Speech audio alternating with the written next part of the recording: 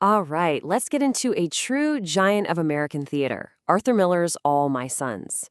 This play is an absolute masterclass in building up a perfect family portrait and then just completely smashing it to pieces, leaving us to think about some really tough questions on loyalty, guilt, and where our responsibilities truly lie.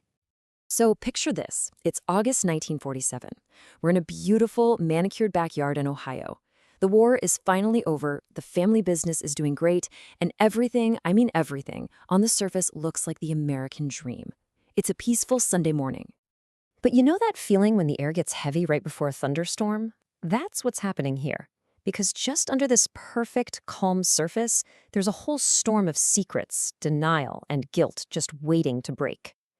The play shows us, right from the jump, that things are not what they seem. This peaceful little backyard, it's actually a pressure cooker, and it is about to go off. Okay, so let's start by looking at the very first cracks that start to show in this family's perfect facade. The first hint that something's wrong is this fallen apple tree. It got snapped in a storm last night. Now, this wasn't just any tree. It was planted for their son Larry, who's been missing in the war. But for the mother, Kate, this isn't some tragedy. No. To her, it's a sign that Larry is alive, and they were wrong to plant a memorial for him. Her complete and total denial is basically the glue holding this family's fragile reality together. And Kate's denial about the tree, well, that's really just one piece of a much bigger puzzle. You see, the whole family is haunted by two huge, unanswered questions that are pushing this story forward. Okay, so on one side, you've got the son's mystery. Larry's been MIA for 3 years, but his mom, Kate, just will not let go.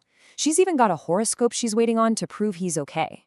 Now, this all gets super complicated because Larry's ex-fiancée, Anne, has shown up and she wants to marry his brother, Chris. Then, on the other side, you've got the father's mystery. The dad, Joe Keller, owns a factory that shipped out faulty airplane parts during the war. 21 pilots died because of it. Now, Joe got cleared of the crime, but his business partner, who happens to be Anne's dad, is still locked up for it. See how messy this is getting? So you have these two massive conflicts just simmering under the surface, and you just know they're on a collision course. And the thing that makes them collide?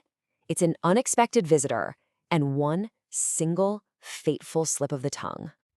So here's how it all goes down. Anne's brother, George, shows up and he is furious. He just came from visiting his dad in prison, and now he's sure Joe Keller set him up. In the middle of this huge argument, Kate jumps in to defend her husband. But she makes a catastrophic mistake. She says Joe hasn't been sick in 15 years. And with that one sentence, bam, the family's lie just crumbles. Because Joe's alibi, the story that kept him out of jail, it was that he was homesick with the flu on the day the order was given. And just like that, the lie is out.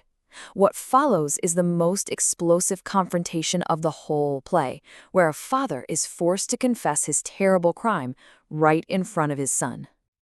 Joe is cornered, he's desperate, and he finally admits it. Yeah, he told his partner to cover up the cracks and ship the parts. But his reason, man, it's chilling. He says he did it for the family. He did it to save the business so he could give it to his boys. In his world, family is the only thing that matters, and it trumps absolutely everything else. And this, right here, this is the heart of the play. It's this total clash of worldviews. For Joe, family loyalty is everything. It's a shield he uses to justify doing something horrible. But for his son Chris, a war vet who's idealistic and deeply principled, this is just unforgivable. Chris is haunted by survivor's guilt. He lost his entire company in the war. And he sees his dad's actions not as protecting the family, but as straight up murdering 21 men for what he calls dirty money. For Chris, there has to be something bigger than family. There has to be a responsibility to everyone. This devastating confession sends the whole family spiraling toward a tragic climax, where the full, crushing weight of Joe's crime is finally going to come crashing down. Just as Chris is wrestling with what to do about his father, Anne reveals she's been holding on to one last, devastating secret. A letter. A letter from Larry, written right before he went missing. And this is the moment where the play's two great mysteries, what happened to Larry and what did Joe do, they slam into each other. The letter proves that Larry had read about the scandal in the papers. He was so overcome with shame for what his father had done that he couldn't live with it. His death wasn't an accident of war. It was a suicide. 21. Let's just sit with that number for a second. That's how many pilots died. But for Joe Keller, until this very moment, they were just a number, right? An abstraction. Just the cost of doing business to protect his family. When he hears his dead son's words, Joe Keller finally gets it. It's this moment of terrible clarity.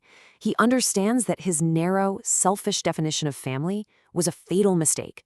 For his son Larry, those 21 dead pilots weren't strangers. They were brothers. And in that moment, for Joe, they become that too. They were all my sons. And that's the ultimate theme of the play, right there.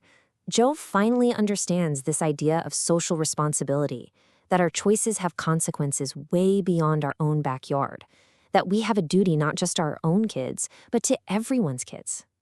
And Joe he can't live with that. He can't live with the crushing guilt and the knowledge that he's the reason his own son is dead. So he walks back into the house and he shoots himself. He finally accepts the punishment that he managed to dodge all those years ago. All My Sons leaves us wrestling with this really profound and honestly uncomfortable question. It makes you think, where do we draw the line between loyalty to the people we love and our responsibility to the world? Where does that line fall for you?